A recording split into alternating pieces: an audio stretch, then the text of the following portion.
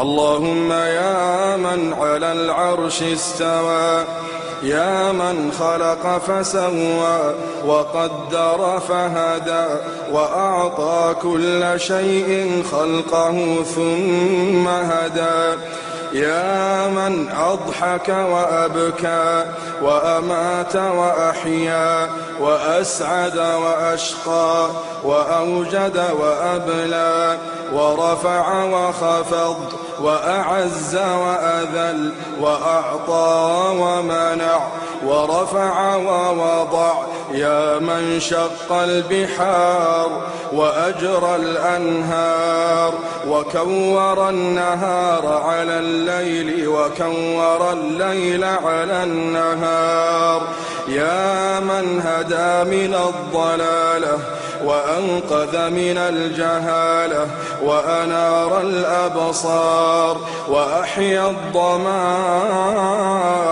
والأفكار، يا من تسمع كلامنا وترى مكاننا وتعلم سرنا وعلانيتنا، لا يخفى عليك شيء من أمرنا، نحن البؤساء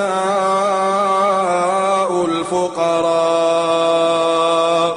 المستغيثون المستجيرون الوجلون المشفقون المقرون المعترفون بذنوبهم، نسألك مسألة المساكين ونبتهل إليك ابتهال المذنب الذليل، وندعوك دعاء الخائف الضرير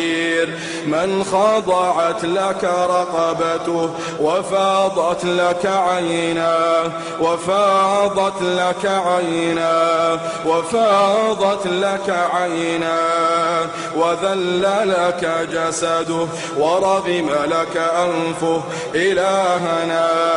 إلهنا لبيك وسعديك، والخير كله في يديك والشر ليس إليك، نحن بك وإليك تباركت وتعاليت، إلهنا إلهنا